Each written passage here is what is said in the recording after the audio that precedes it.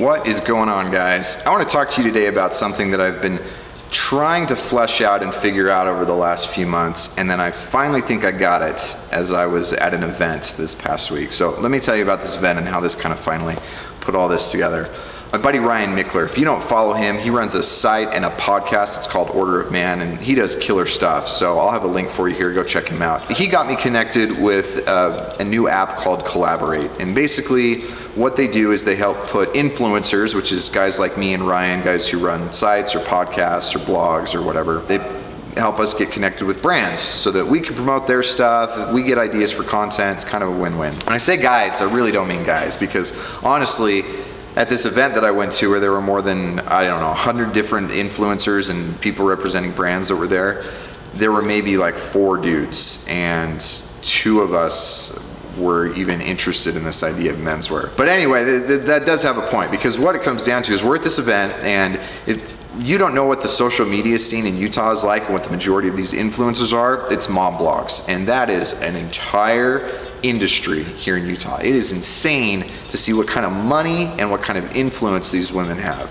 And what's even more crazy and really pretty cool is to see the level of effort that they put into doing this. They are so meticulous about every single item of clothing that they put on their bodies, every single thing that they put on their kids, the way that their homes look, the vacations that they go on, and the detail of their photos and the way that it's all kind of curated and promoted. It's pretty intense. And what's always interesting is if you follow any of these, occasionally you will get a husband thrown into a shot, which, we could talk about that forever as far as the implications of that. But ignoring all that, just when you see these guys, they don't fit. You have this perfectly curated, and whether it's real or not, it doesn't matter. You have this gorgeous aesthetic that these women promote, and then their husbands just don't fit within that. Now, to the credit of the vast majority of these men, these are not dorky guys who are wearing cargo shorts and Captain America shirts. It's not that bad. But they do look like their wives dress them. They look like they're another accessory in the life of their wives. And I would hate feeling like that. I bet the vast majority of men would absolutely hate feeling like that. I'll tell you a secret. I bet the vast majority of women probably would hate it if they felt like their husbands were like that. Nobody wants to be married to an accessory. Anyway, these guys, they look like they've been dressed by their wives. And I've been trying to figure out how this works and a few other things, and then it finally clicked in a way that I think I can give you an example that makes sense. Let's take it into the realm of getting physically fit. So you've got wanting to dress better, wanting to get into shape. Now, if a guy just kind of announces to himself, I want to dress better, or I want to get in shape, that's about as nebulous as it gets, because when a guy says, I want to get into shape, well, what does he mean? Does he want to get in shape like a power lifter? Does he want to get in shape like a boxer? Does he want to get in shape like a swimmer or a basketball player or a lineman, or what is it? Because all of these guys are athletes and all of these guys are in good shape. Same goes for wanting to dress better. Are you wanting to dress better wearing suits? Are you wanting to dress better in a way that is consistent with riding your motorcycle? Are you wanting to dress better in a way that is really good with your casual stuff? Do you want to dress better at the gym? What do you mean when you say you want to dress better?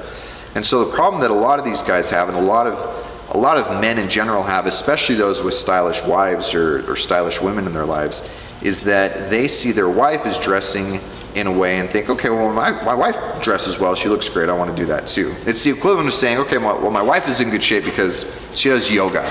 And so the way that my life is going to be benefited, the way that I'm going to get in shape, is I'm going to do yoga too.